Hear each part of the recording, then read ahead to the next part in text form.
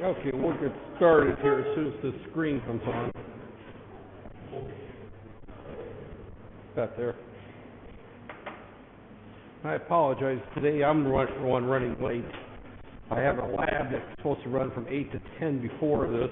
And of course, no one shows up until 8:30 or so to start it. And it's the same lab you're going to be doing this week, and they actually ran over. So I'm going to go through a little bit with you before or today. That's basically all I'm going to do is kind of discuss this lab and go through the first half of it with you.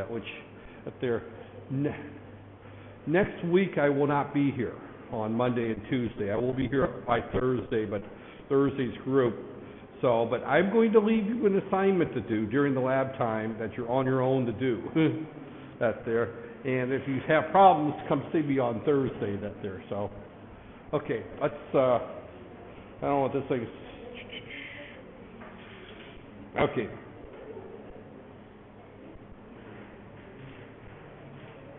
This is the assignment. Let me just kind of go through this. I have not posted it on your website yet. I'll be posting it on your e-learning along with this lecture today. And I'm going to kind of go through how to do the first two parts of the lab. I did not bring the board with me, so I will not demonstrate how it's done, but I will kind of explain what needs to be in the reports that you need to submit. That there. This is basically the first real lab that you're going to be doing where you're actually being asked to do something. Parts A and B, I'm going to kind of go through with you today. Part C is what you'll be working on this week and next week. It may take you both weeks to do it. There, hopefully, Part A, I expect you to go into A, takes you like 10 minutes now that once I show you how to do it. Part B, it probably may take you another hour. It took the last group more than an hour because they waited until I showed them exactly how to do it before they did it. There. So, but we're going to go through that there. So we're going to be writing, first off, the first one is an easy one. We're just going to go through. Part A is we're going to write a program that simply adds two 8-bit numbers. That's all it's going to do. It's very simple to do. I'm going to go through the demonstration for the program. I don't have, like I said, I don't have the board to go through the demonstration. Well, let me just kind of go through it here in a minute. The second part is you're going to then turn right around and do 16-bit numbers. Now, 16-bit numbers requires that we store our number in two different places. That there, and our answer is going to be in two different places. We have to do two different add operations. This is an 8-bit microcontroller, so when we want to add 16-bit numbers, we have to add them separately. The lower 8 bits and then the upper 8 bits. That's there. Once we've added them, and we also have to take into account if there's a carry between the two of them. That's there. So I'm going to go through the steps here. And as I said, this week's lab, I'm going to treat you like I did the last group. I'm not going to tell you anything in the lab. I'm going to show up, sit down in the front of the room, and check my Facebook. That's there. And I'm going to let you do the lab. But I'm going to go through it here today. That's there. And like I said, this lecture will be posted. That's there. And what I won't be posting is the solution. You'll have to type that up yourself from the slides or what you take in your notes. That's there. So we're going to add that there and store the numbers in lowest bytes and highest bytes. That there, you actually only need two registers for a 16-bit number, R0 and R1, and that's what I use there. The second part, and ignore this answer here, I think this is for multiplying. The last one is you're going to write a multiply to 16-bit numbers, and I will spend a little bit of time at the end, once I go through the parts A and B, talking about what this chart means right there, because when we multiply numbers, we have to look at how we do it on paper. And I'm going to just go through and multiply several numbers. Now, when we look at 16-bit numbers, that's 4 hexadecimal digits. So when we multiply those digits, we have different ways that we do that. So I'm going to multiply a couple of 4-digit numbers manually, and you'll see how I ended up got this table right here. because this table is going to show how you're going to have to store your results and how you're going to have to process. Because again, you can only multiply two 8-bit numbers at a time. And then the result is stored in 16 bits right there. So when you so when we look at that, the multiply command, and I'm going to pull up the multiply command and kind of go through it. I'm not going to write part C for you.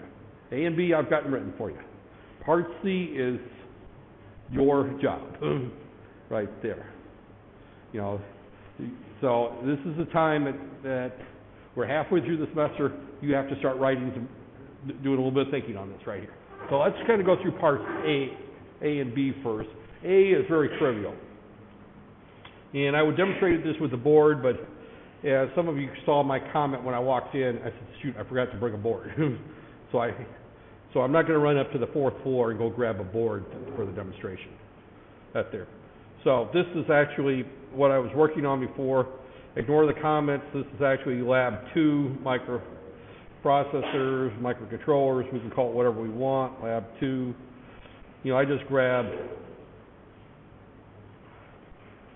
microcontrollers right there. That's just our comments. It doesn't matter. I just grabbed any code at there.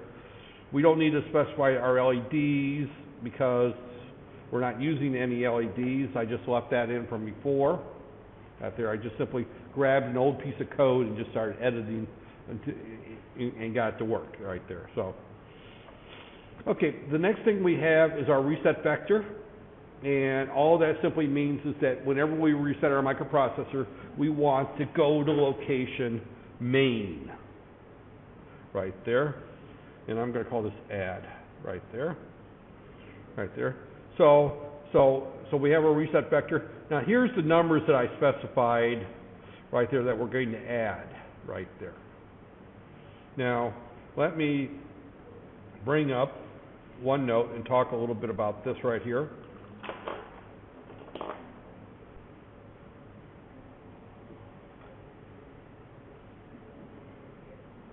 Right here. Let's see, does this work here? Yep, okay. So what I've got is the number 5737 right there. And I'm going to add to it the number 65F0 right there. That's the number right there. So this is num1. This is num2. But again, I have to treat this as this is lower 8 bits, this is the upper bits. So this is lower 8 bits, higher 8 bits right there. That's what that right there is how I'm writing that. So when I add those two numbers together, the first part of that is fairly simple. Right there. And that is I'm only going to deal with 8 bits. If I'm going to, oh, this is the wrong program. Close. No wonder it has the wrong project. Close. Right there. Open. Okay. Let's get the right one here. That's still got right there. And actually these equates should be moved up to here. Right there. That's where my equates should go. Right there. So, okay. Back to right there. Yep, okay, this looks like the right code. Add 16-bit. Add 16 bits. Just that's going to match that right there. 16-bit. Right there. Okay. All right. So getting back to the top there, Lab 2 microprocessor, microcontrollers. Again, I'm using the same lab for both groups since both groups are now in the 8051 simultaneously. Next semester, they'll have to do more difficult labs because they've already done this one. So I'll have to be writing more difficult. So these are the numbers that I've got right there. So, and that's why I changed them numbers. So let's put it the same number. So 5737. And 5737. And the next ones are 65F0.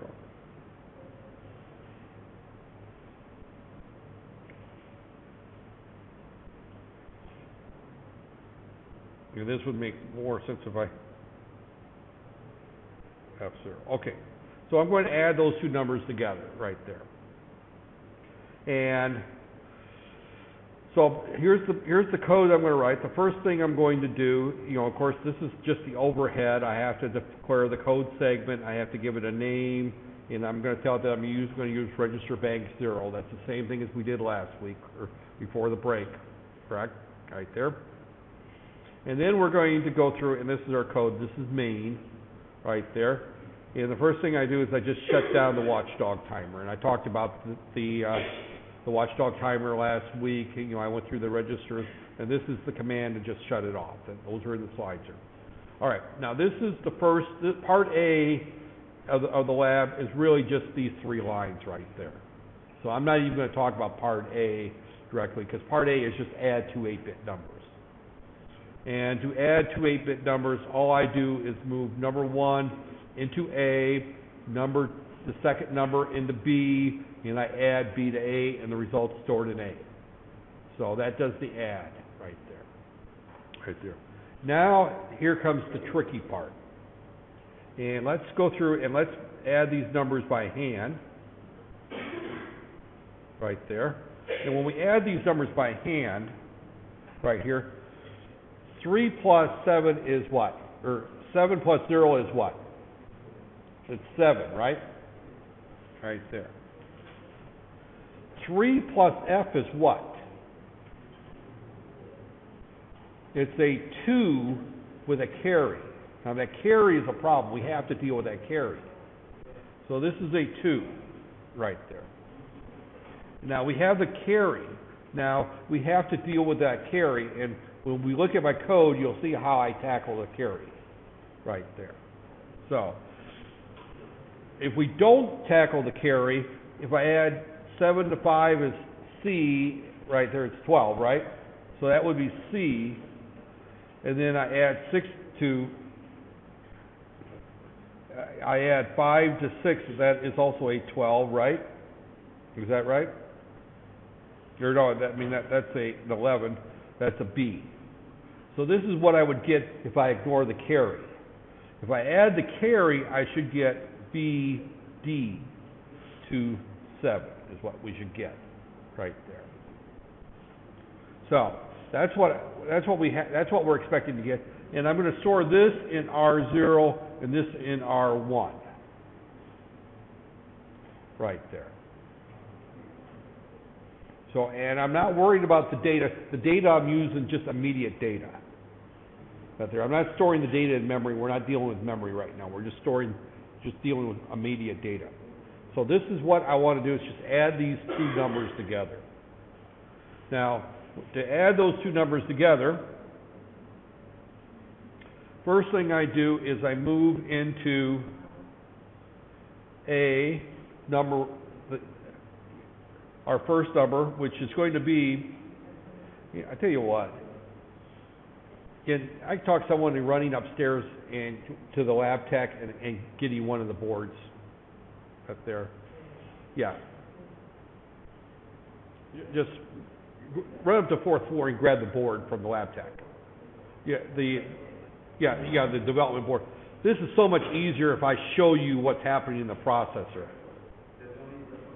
No, ask for the development board for this course. Yeah, the microprocessor board. And I'll repeat when you get back there. So what we're going to do is we're going to move into the 37 right there. And we're going to repeat this when the board gets here anyway, so that there. And then we're going to turn right around and we're going to move F0 into B. These two commands move this 37 and this F0 into A and B right there. That there. So that moves those two in those two registers. The next command adds them together. And we will get 27 when we add, but the carry flag will be set or not set. So when we look at this right here, and I'm gonna kind of hold off here, but when we look at the carry flag right here, this command here is what looks at the carry flag. Right there. If the carry flag is set, then we're going to do this. I'm going to jump down here and say the carry flag is not set. Right here. This is what we do when the carry flag is not set. We store the result in R0 just like I said we wanted to do. We move the upper 8 bits of num1A, the upper 8 bits of num2 to, of num2 to B, and we add them and we store them in A. So if the carry flag is not set, there's no problem. If the carry flag is set, we do the same thing. This is the code we do if the carry flag is set. We go ahead and store the result in R0. Now we could, actually this command here, this command and this command are the same regardless. The only reason I put them there is that the jump has to immediately follow the add, because I'm looking at the carry flag. So if I do the add and I want to look at the carry flag, I have to look at it immediately. That's there. So I have to look at that carry flag right away. Right there. So if the carry flag is set, we go ahead and we move our number right there into A, but we do one other thing here. Everyone see what I do with this command right here? We increment A. So when we increment A, when we do that, that adds that one bit, that one number for the carry. So this is how we handle the carry, is by we look at the flag. If the carry flag is not set, we don't increment A. Right there. We could actually do this another way. We could just increment it right there. We could do something really simple, and I'm going to change this code around here in a few minutes and see if we can make this shorter. This is what I threw together quickly, but look at this. I could probably make this even shorter yet. But let's wait for the board and go through this right here. Hopefully the technician didn't go on lunch break or something. Sometimes the technician disappears. If that's the case, we'll just have to go through it. But actually, it makes it more sense if we can see these registers as I go through this. Because this is what you're going to have to turn in on the lab, right there. I just forgot to grab a board on my way down, and I'll be honest, I'm playing old age and pulling rank and letting someone else run that. I made the mistake and let somebody else run the errand. That there. Hopefully our student that went to get the board didn't go get coffee, right? Yeah. Tay Tarek. He's downstairs having Tay Tarek right now, and we're sitting up here waiting for him. Is that what's happening? Up there. So, that there. So, that there. And I'm going to do something. Okay, all right. All right, as I'm plugging the board in here, nothing's going to happen as we plug in the board. Now, one of the things I should point out is with this particular lab, you plug the board in, there's no point even looking at the board. It's not going to do anything.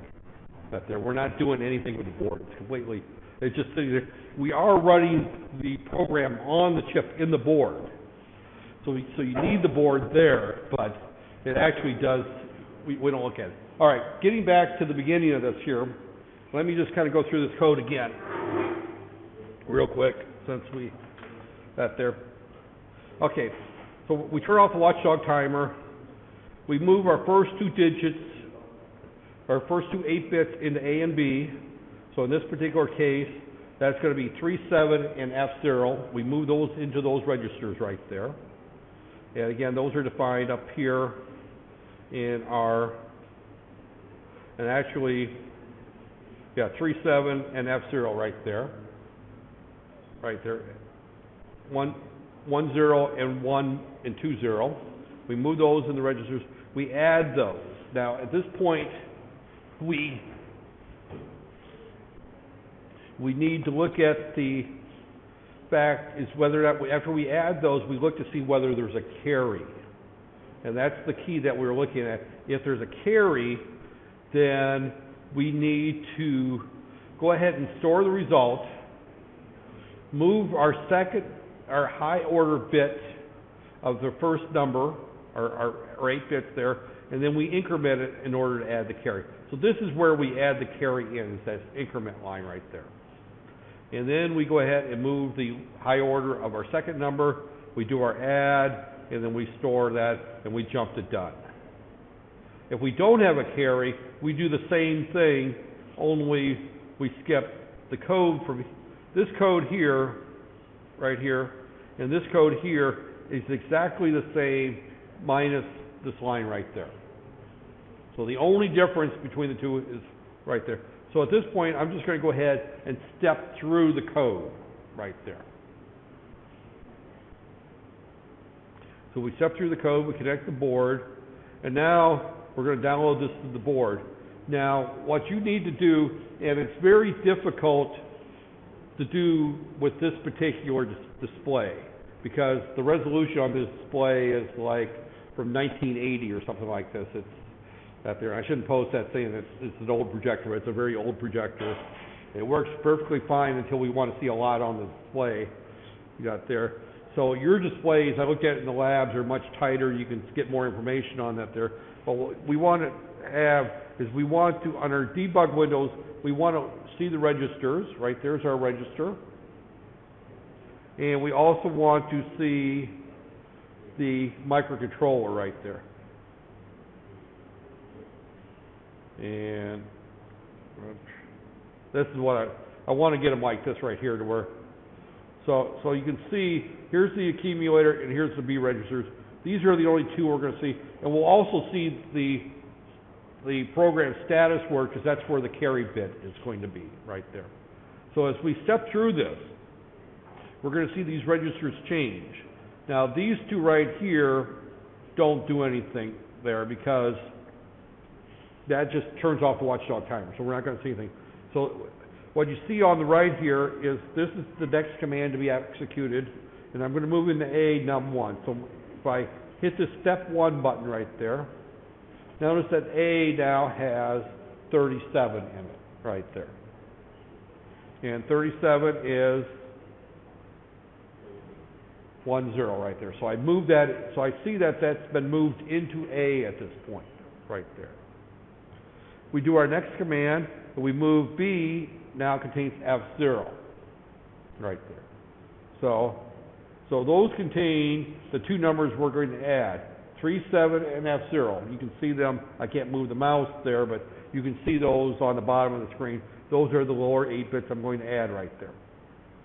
So I'm going to go ahead and add those. Now notice that the accumulator now contains 27. And that's the right answer, correct? And the program status word now contains 8 zeros. Now, if we were to go back and look at the program status word and see where the carry flag is, and I'm thinking that that's bit 7, because bit 7 is now a 1, that means the carry flag has been set. So this jump if no carry is not going to jump, because this command JNC means jump if no carry. So if I execute this command, notice it did not jump. The next command, I'm going to move A to R0. So notice that move R0 right here now contains R27. Then our next command is we're going to move to A 57. And 57 is the upper 8 bits of our first number right there. So our next jump command is we incremented that. When we incremented that, we added the carry in right there. And then we can then go through and add 65 to B. We add that. There's our BD, and we move that there. And there's our answer right there, except for I blocked it off right there. But you see, we've got BD27. BD27 is our correct answer right there. So this is exactly what part 1 and part 2 of the lab is expecting you to do. Now I'm going to change this number here a little bit. Instead of making this F0, I'm going to make that 30.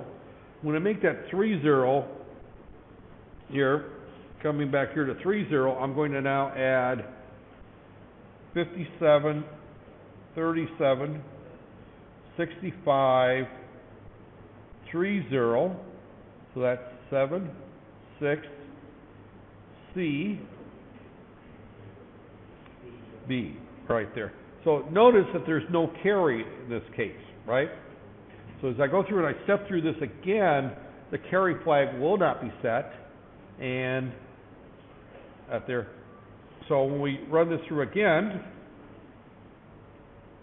right there, I recompile it, I download it again, and I go through and I step through it again. I mean, I'm not going to, there's our 37. There's B is now 30. We add the 2, there's our 67. Our jump, now notice this time we jump from here to here. Everyone saw that we did do the jump. Yes. Yes, this is being recorded. Yeah, because I paused it while he was out of the room. I started back up again. So this is being recorded. Right there. So you can see that we did do the jump this time. Right there. So now as we single step through this again, right there, and our answer now is BC67. That agrees with BC67 there. So it does exactly what it's supposed to do right there. So this is the code. The only thing I did add, by the way, that I have not explained before, is I added a line at the end of this right here called jump to done, just simply that you didn't just keep on jumping through. Because if I do the next one here, it's just going to give me there's a problem here. That there. So I mean, we're our program is done at this point right there. So so as you look at the lab right here, right there, that is that's parts 1 and 2. That's what you're supposed to, that there. What I expect to see tomorrow, or in your lab report, is 2 things. One is I expect to see the code, and the other thing is I expect to see a screenshot that shows at least this much here. In other words, I see at the end when you run the code that you actually did run it on the processor. You don't get this unless you ran the code and put it into the processor there. So let's look a little bit at the last part of this right here. There is that the last part of this here, first off, is we're going to multiply 2 16-bit numbers. So let's talk about multiplication right here. And we're going to multiply some numbers by hand. And I'm going to not necessarily do them. Let me take the keypad off because the keypad's going to get in my way here as I try to write on this right here. Right here. So let me look at multiplying, and let's think about multiplying numbers. And this kind of gets us to another point here, is that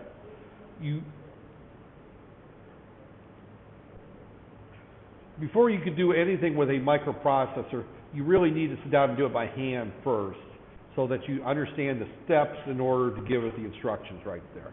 So let's just multiply the numbers 37, 29, 1, 2, 3, 4 right there. Let's just see what we do when we do that.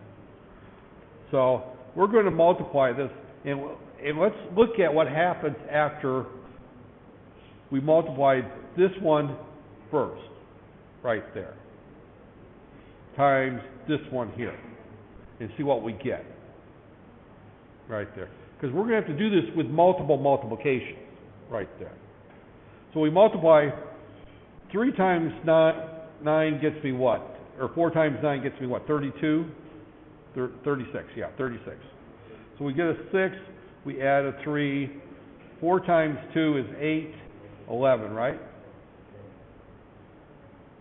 11, we carry the 1 here. But this we can't do anything with this right now because that 1 is, actually that 1's going to end up being, I'm going to put it there, but because we can't deal with this right now, you know, we're going to set that aside. And then we're going to take 3 times 9, and that is what? 27. So, but we put that here, right? We put that there. So, and then we take 3 times 2, right there.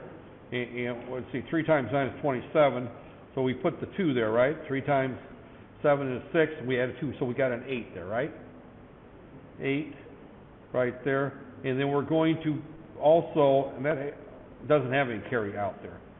So what we've got when we do this right here is that this 1's going to get added to this here right now, right? Right there. So what we're going to, well, actually, this is, let's not confuse this right here. Let's just take the first one, 29 times 34, right there. Let's just do that one for right now, because that's all we can do right now. That's all we can do. We're going to multiply these two together. So this is 36. So 4 times 8, so that's 11, right? So we're going to go ahead and put the 1 here, over here, right there. So then we're going to take 3 times 9 is 27, right? And we're going to add that 2 to this here, right? 3 times 6 is 6. We add an 8, and then we're going to end up with 9, 8, 6. Is that right? What did I add? 27 times, or what's that?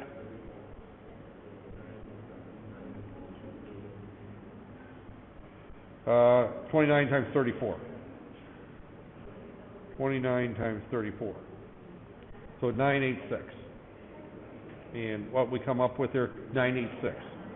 So when we look at this, when we do this multiplication,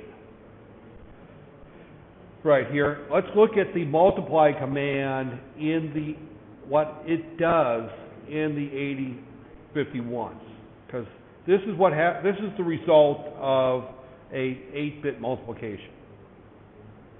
So if I want to do this here, then keep in mind that, you know, we're going to end up with hex numbers here, and I don't have a hex calculator, but that's there. We'll go through an 8-bit multiplication. We'll write the code for that, and we'll see what happens right there. So, but when we go back here, and let's pull up our book here.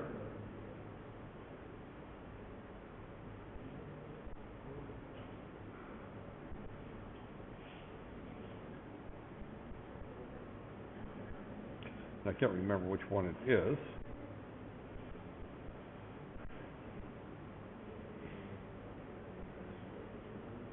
Well, let's just pull up this one here, and let's just look at the add command.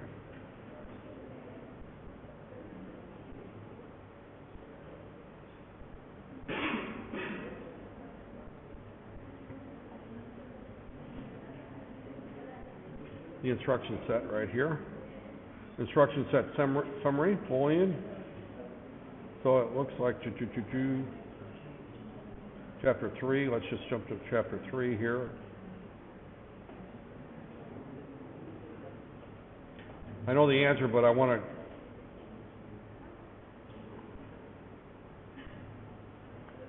to refer back to our book so that we can see where this comes from.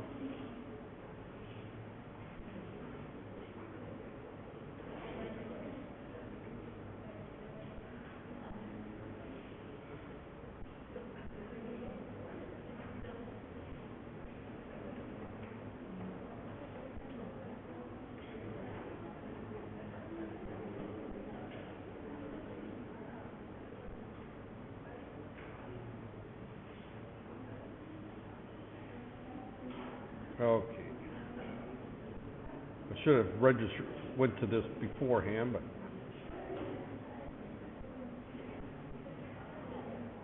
add, subtract, increment. All right, here we go.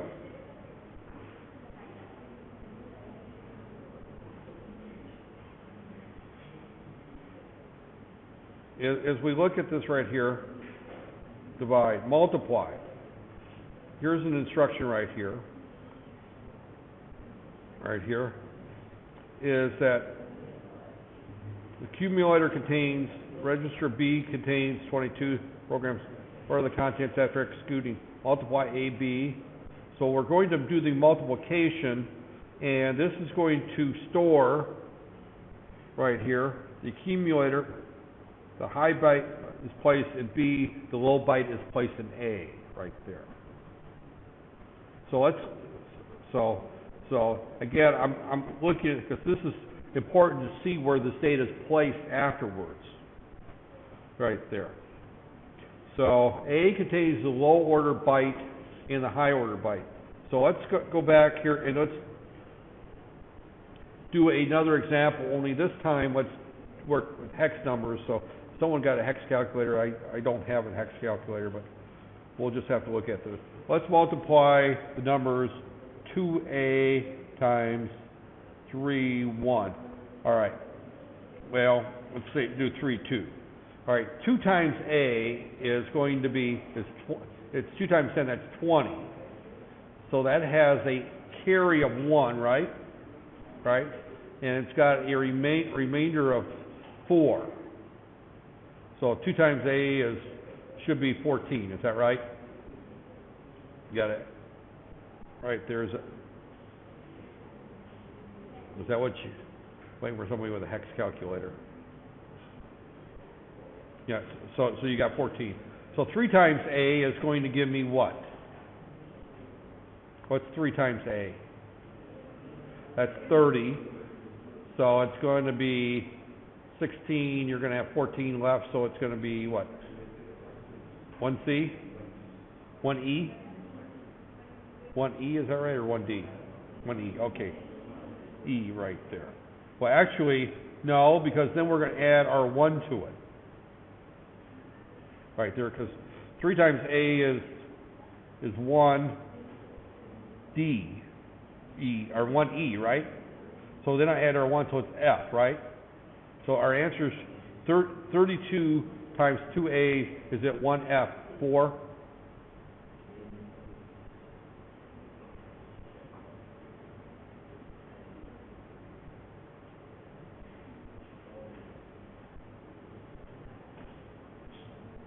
Is that right? 1F4?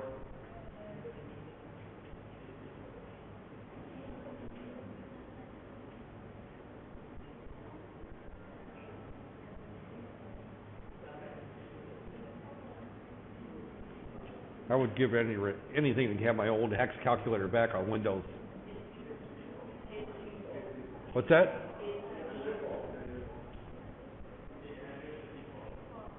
A? 854.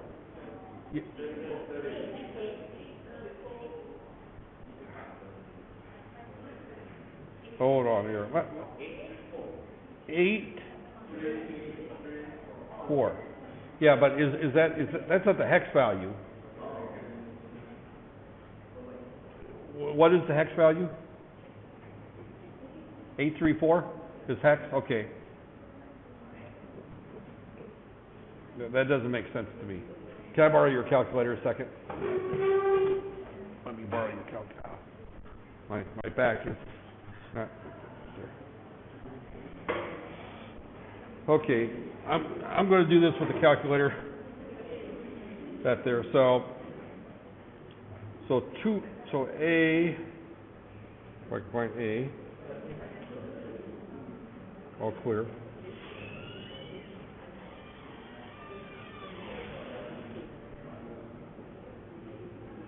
A times 2 is 14. All right, that's fine. A times 2 times 2,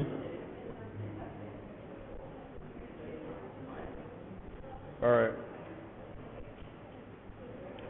2a, 32, so 2 times a is 14, that's 1. 2 times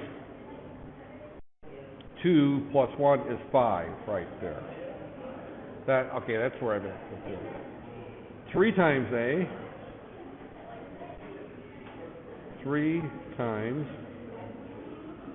a equals 1e. So I'm going to put an e here, right there, and a 1 here, right there.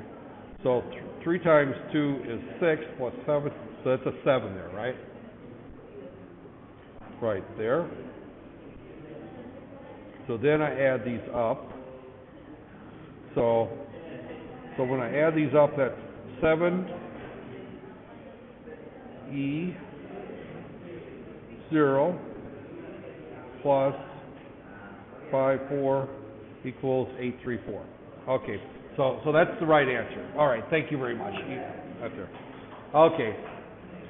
I'm sorry you guys had it right. I just had to confirm with myself, because what I wanted to make sure is that I was missing a step. So 834. So let's go through and let's see what we do when we try to do this and multiply this there. So I'm going to write my change this code right there.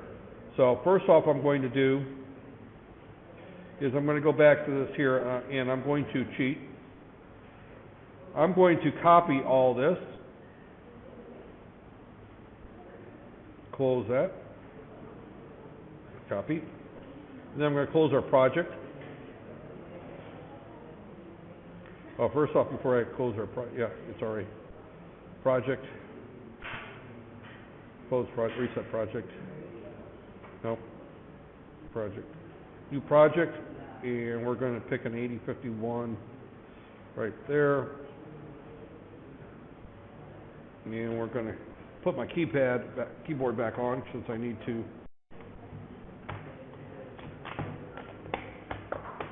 Right there, project name. We're going to call this lab 2C. Right there. Type assembly code. Okay.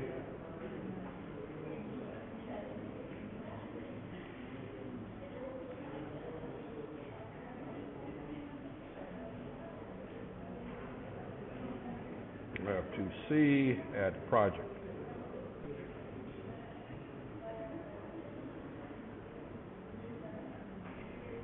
Okay, I'm going to go through it, and I'm going to kind of go through that. I'm going to call this Lab 2C, and right now I'm going to, what were the numbers that I used right there? I used 2A and 3.2. 2A, 2A, and 3.2, right? 3.2, right there. Those are the numbers that I used. So I'm going to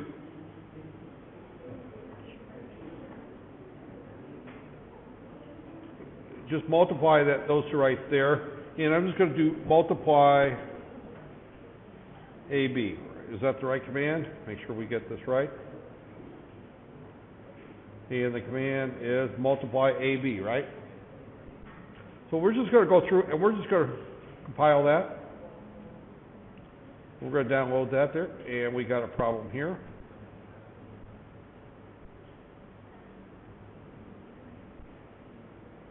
And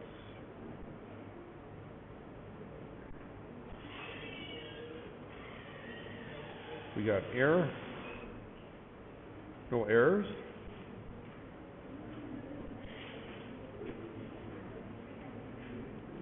No errors.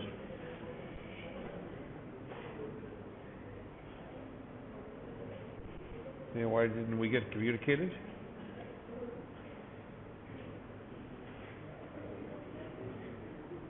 Options.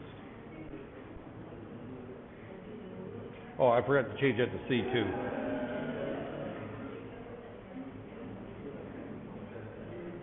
Okay, now we're about ready to go through and step through this again and see what happens. so we step through this, and we got to view our windows here. And we don't need to look at our registers this time. The reason we don't need to look at our registers is because we're just using A and B. So as we step through this, we moved into A, our 2A. We moved into B, our 3-2. We multiplied that, and there's our 0, 8, 3, 4. So there's our result right there. So that's our result from doing our first 8-bit multiplication right there. 0, 8, 4, 2, right, or 0, 8, 3, 4 right there. So at that point, now going back to the lab, and this is important now as we look at our lab right there, that's the equivalent right there of our 4E right here, this one right here. So let's just change these numbers right here. I'm going to use the numbers from the lab right now. So that's 78 and A7, 78.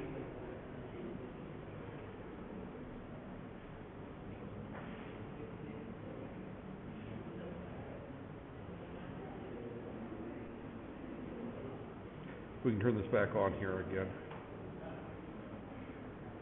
I said I get kind of spoiled by having, so this is A7, this is 59,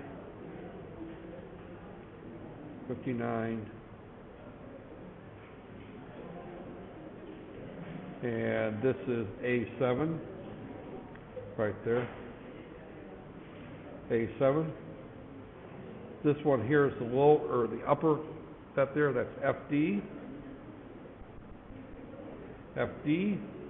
and the next one is 7-8. Okay. All right, and the reason I did this, I'm going to recompile it and re-download it and run through this again.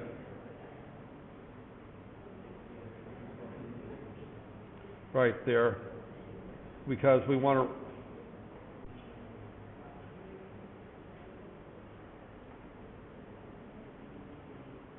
All right, so now what we've got here in this particular case, right here,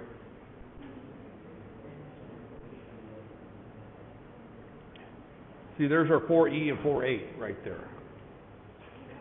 Everyone see where those are at? So those need to be stored in those registers right there. Because then we're going to turn right around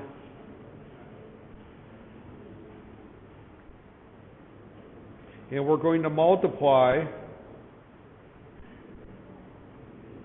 the upper 8 bits right there. So in other words, these right here, because then we've got to multiply 78 times 59, the upper 8 bits there. So we're taking this one here and multiplying by this right here, and we're going to have that result there. So we've got 4 registers, and we've got to, and you can see this program is going to get fairly long real quick. So, you know, we've done one multiplication. So I'm just going to store those results in R0 and R4, or R1. So I think the best thing to do is let's just put this as R0, 1, 2, and 3. So register A right here, which is 48, because our answer is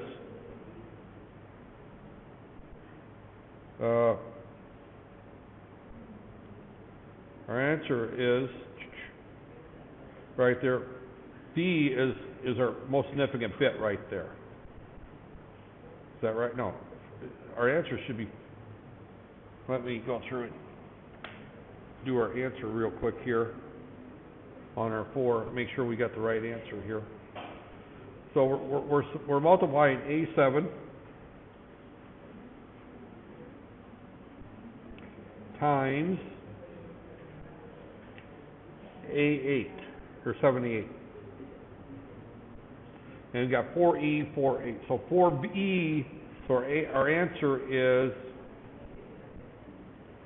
4E. So this is in B, and this is in A, right there.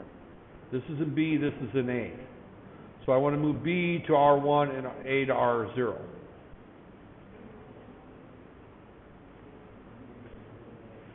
So at this point, let's just move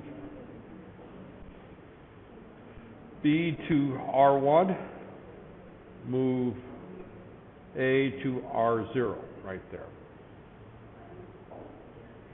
So that's our first, and then we want to move those again, and we have to keep adding these up right there. Because then our next step is going to be right here, is we're going to have to multiply in this order. We have to do 4 different multiplications.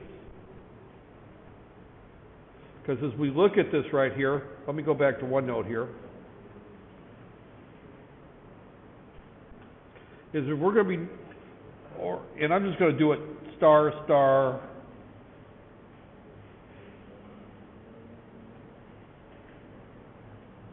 like this right here. That there. So we have to multiply yy times xx. Right there. Then we have to multiply yy times hash hash. Right there. Then we have to multiply question times xx. Then we have to multiply question times h hash hash. Right there. So we have to do 4 different multiplications. That's there. When we do xx, these two, they go in this location here. So these two go R1, R0 right there. These two are going to go R2, R1, R2, R1, and this one's going to go R3, R2 right there. And that's, if you look at this right here, that's what this is doing. This one here is our lower, we're multiplying our 2 low order bits, or bytes right there. These are our 2 low order bytes. This one here is a low order byte times a high order byte, and a high order byte times a low order byte. So those are going to go R2 and R1 and R0, or R1, or R2 and R1. And these are our 2 high order bytes. So we have to store those in those registers, move them back, and add them to the next one. Right there. And you may have to use use the other registers as you go along there to figure out how you're going to do that.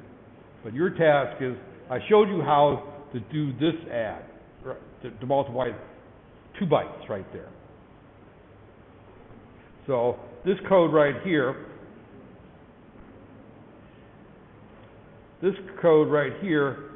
goes through and gets the first 2 bytes right there. Now they're stored. So the next thing we need to do is we have to go and get the next 2. So let's just go ahead, and I'm going to just copy this code, and we're going to just change it a little bit. I'm just going to copy it right here. And now we're going to multiply the high and the low order bytes right there. So now we're going to go grab the next 2.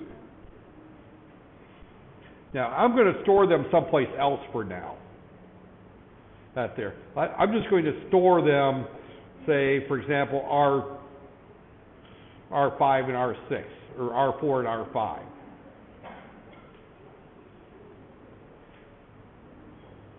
Because we can go back and get them and add them later. So now let me just go through and assemble this, and let's see what we get when we run this right here.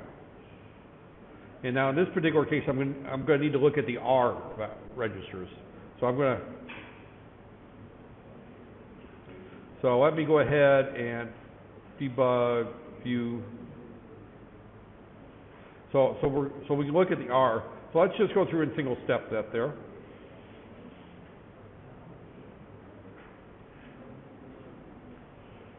And you know what?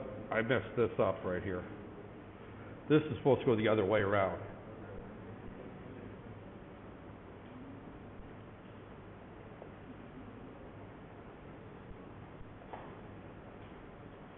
right there.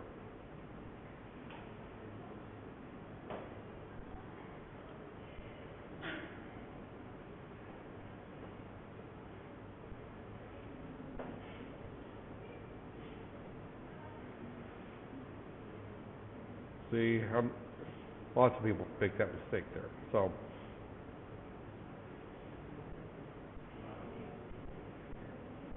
there we've got our first multiplication.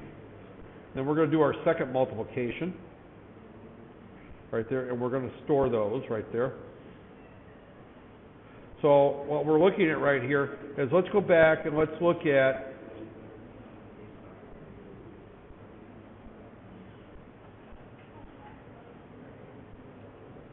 right here, as we look at our second multiplication, I should have, if I did this right, and it sure looks like I didn't do it right. Maybe I did the wrong order right here. This is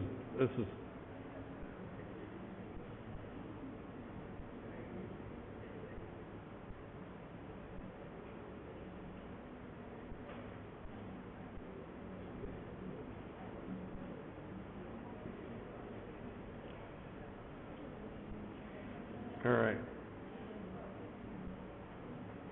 Because this is then multiplying A7, 78 times A7, and then 78 times 59. So this is number one. Let's see what order I'm doing that in.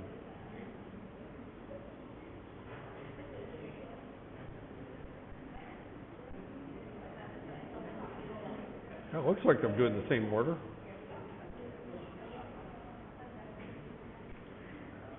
All right, 78. Let me go through here and see if we're doing this.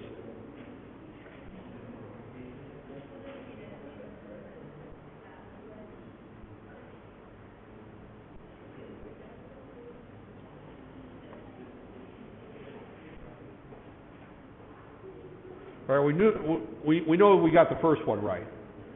The next one we're going to be multiplying. It looks like I'm A7. Oh, okay, yeah, okay. No wonder I'm getting a different answer. I'm not doing it in the same order. A7.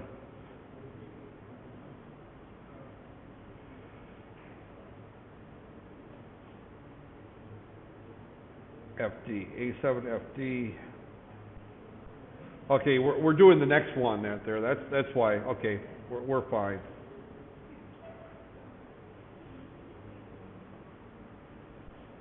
All right, we did the slightly different order right here.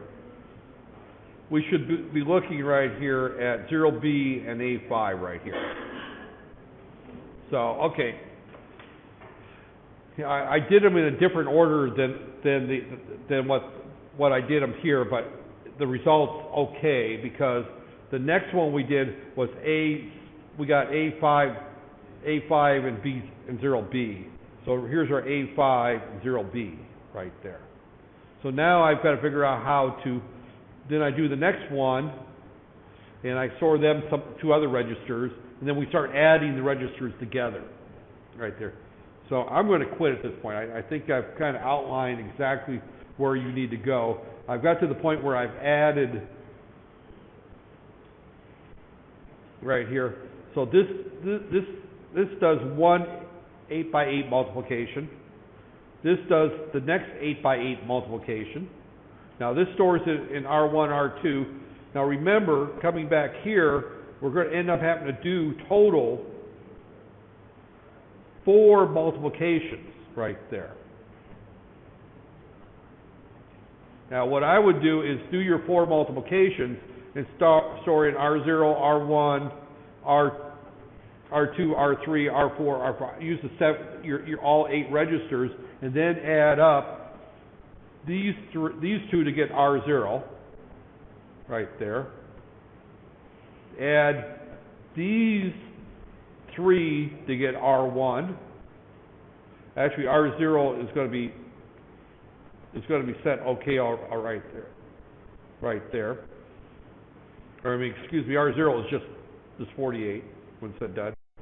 This here, you're going to have to add these three to get R1, add these three to get R2, and this one here will get you R3. So you need to store those wherever you want to store them, and then add them up. I showed you with the first example how to add numbers, two 16-bit numbers. So, but now you're going to have to add two 16-bit numbers up again. So this is the process you need to go through, and you can work on them in this lab and next week's lab. I won't be here, so I'll be here tomorrow. Let's see, Wednesday and Thursday. So one group meets me tomorrow, and where's my glass? And the other group will meet me on Thursday. That there, and you'll just work on this. I'm not going to give you any more hints on this right here. This is what you have to do. That there. Keep in mind that the way I did this one is I did this in reverse order. It doesn't matter which order, but you have to multiply the two low order bytes, then a low order and a high order, then a high order and low order, and then the two high order bytes. And that's what this solution walks you towards. Right there. And I'm going to stop recording at this point.